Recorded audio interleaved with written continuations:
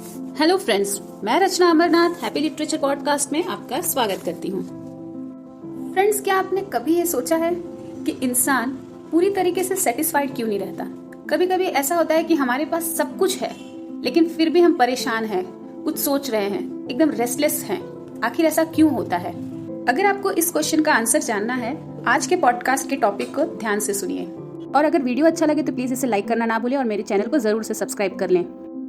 तो फ्रेंड्स, आज मैं आपके साथ डिस्कस करने वाली हूँ एक बहुत ही interesting British poem the pulley, जिसे लिखा है 17th सेंचुरी के एक बहुत ही ग्रेट पोएट जॉर्ज हर्बर्ट ने। जॉर्ज हर्बर्ट पोएट होने के साथ साथ एक प्रीस्ट भी थे इंग्लैंड में, और इन्होंने मेटाफिजिकल कॉन्सेप्ट्स के साथ कई सारे रिलीजियस पोइट्री लिखे हैं, और जिनमें से एक द पुली भी है। इनके ज्यादातर पोएम डिवोशन, डिविनिटी को रिफ्लेक्ट करता है। So friends, let's start the pulley. When God at first made man, having a glass of blessing standing by, let us, said he, pour on him all we can. Let the world's riches, which dispersed lie, contract into a span.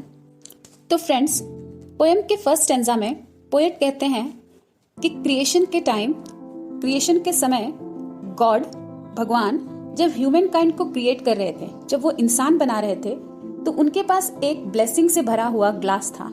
इस blessings में वो सारे चीज थे, world की सारी चीज जो एक ह्यूमन एग्जिस्टेंस के लिए जरूरी होती है। तो भगवान चाहते थे कि ये सारी ब्लेसिंग्स अपने इस प्यारे क्रिएशन यानी कि ह्यूमन इंसान में भर दे। So strength first made a way, then beauty flowed, then wisdom, honour, pleasure. When almost all was out, God made a stay, perceiving that alone all of his treasure rest in the bottom lay. Next stanza में poet हमें बताते हैं God human को जो blessings देते हैं वो किस टाइप की ब्लेसिंग्स होती हैं, वो किस टाइप का वरदान होता है। तो गॉड जो सबसे पहले वरदान देते हैं वो है स्ट्रेंथ, फिर आता है ब्यूटी, फिर विजडम, फिर ऑनर, फिर प्लेजर। स्ट्रेंथ का मतलब हुआ हिम्मत, ब्यूटी यानी कि खूबसूरती, विजडम यानी कि समझदारी या बुद्धिमानी कह लो, ऑनर रिस्पेक्ट या सम्मान, प्लेजर मतलब खुशी या आनंद। फिर नेक्स्ट लाइन में पोएट कहते हैं भगवान ने इंसान को वो सारी चीज दे दी है जो ह्यूमन एग्जिस्टेंस के लिए बहुत ही इम्पोर्टेंट है। और अब ये जो ब्लेसिंग से भरा ग्लास था वो खाली होने वाला था, लेकिन यहाँ भगवान रुक जाते हैं और ग्लास के बॉटम में जो ब्लेसिंग्स बच जाता है उसे वो इंसान को नहीं देते हैं। फ्रेंड्स, ग्लास के बॉटम में जो बचा हुआ ब्लेसिंग्स है वो होता है रेस्ट यानी कि शांति, या फिर कह लो एक जो सेटिस्फेक्शन हमें जिस चीज से मिलता है, भगवान ने वो हमें नहीं दिया, हमें रेस्ट नहीं दिया। For if I should, said he, bestow these jewels also on my creature, he would adore my gifts instead of me, and rest in nature, not the God of nature. So both should losers be. फिर third stanza में poet कहते हैं blessing से भरा glass जैसे खाली होने वाला था, यहाँ पर भगवान रुक जाते हैं और सोचने लगते हैं कि जो आखिरी बचा हुआ ब्लेसिंग है, आखिरी बचा हुआ जो वरदान है, वो भी अगर वो इंसान को दे देते हैं, इस आखिरी बचे हुए वरदान में फ्रेंड्स रेस्ट होता है, तो अगर वो भी वो इंसान को दे देते हैं तो इंसान कभी भी भगवान के बारे में नहीं सोचेगा, भगवान को इम्पोर्टेंस नहीं देगा, सिर्फ उनकी दी हुई चीजों को ही वो इम्पोर्टेंस देगा। और अगर ऐसा हुआ तो गॉड जो कि क्रिएटर है और ह्यूमन काइंड जो कि क्रिएशन है, दोनों ही लूजर्स होंगे, दोनों ही फेलियर्स होंगे, ऐसा ईश्वर सोचने लगते हैं। और ये भी सोचते हैं अगर इंसान के पास रेस्ट होगा तो वो इंसान अपने विजडम का कभी यूज नहीं करेगा और विजडम पूरी तरीके से वेस्ट होगा। तो इसीलिए ईश्वर यहाँ पे फाइनली डिसाइड करते हैं कि रेस्ट को वो अपने पास रखेंगे, वो इंसान को नहीं देंगे। फ्रेंड्स, आप ही सोचिए ईश्वर का ये जो डिसीजन था कितना सही था कि वो हमें रेस्ट नहीं दिए, क्योंकि आज इसी की वजह से हमने बहुत डेवलपमेंट कर लिया है, बहुत प्रोग्रेस कर लिया है। क्योंकि अगर हमारे पास रेस्ट होता, हम सेटिस्फाइड होते अपने आप से, तो एक जगह बैठे होते, यही सोचते रहते कि जो है हमारे पास वो काफी है, हमें और कुछ करने की जरूरत नहीं है। तो फ्रेंड्स, रेस्ट ना होने की वजह से ही इंसान आज कहां से कहां पहुंच गया है। Let him keep the rest, but keep them with repining restlessness. Let him be rich and weary, that at least if goodness lead him not, yet weariness may toss him to my breast. अब the pulley के final lines में poet ने दो reasons को describe किया है, दो कारणों को डिस्क्राइब किया है जिसकी वजह से मनुष्य ईश्वर के शरण में जाता है।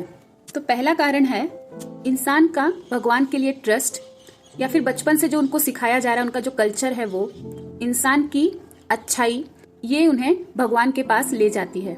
और अगर ये सब से भी इंसान भगवान के पास ना जाए तो एक दूसरा कारण है, वो है थकान। जब इंसान पूरी तरीके से थक जाता है, जब वो एकदम ही रेस्टलेस हो जाता है, तो वो डेफिनेटली भगवान को याद करता है। तो फ्रेंड्स, जॉर्ज हर्बर्ट ने बहुत ही सिंपल तरीके से इस पोयम के थ्रू हमें ये बताया है कि इंसान इतना रेस्टलेस क्यों रहता है, इतना अनसेटिस्फाइड क्यों रहता है। और इस डिस्कशन से आप भी जान गए होंगे इसके पीछे का रीजन। तो रीजन बहुत ही क्लियर है।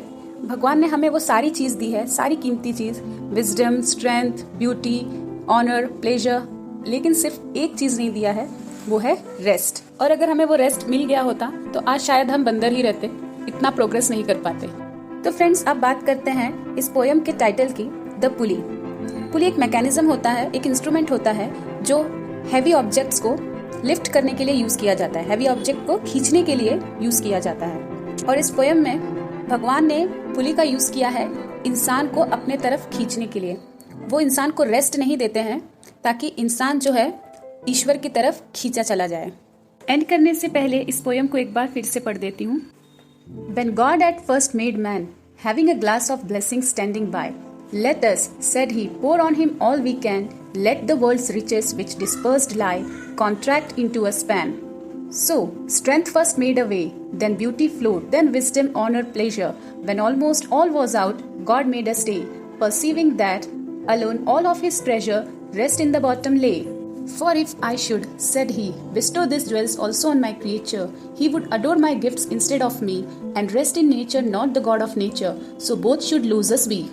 Let him keep the rest, but keep them with repining restlessness. Let him be rich and weary, that at least, if goodness lead him not, yet weariness may toss him to my breast. तो friends, आज के लिए इतना ही। आज के episode को सुनने के लिए बहुत बहुत धन्यवाद। Thank you so much.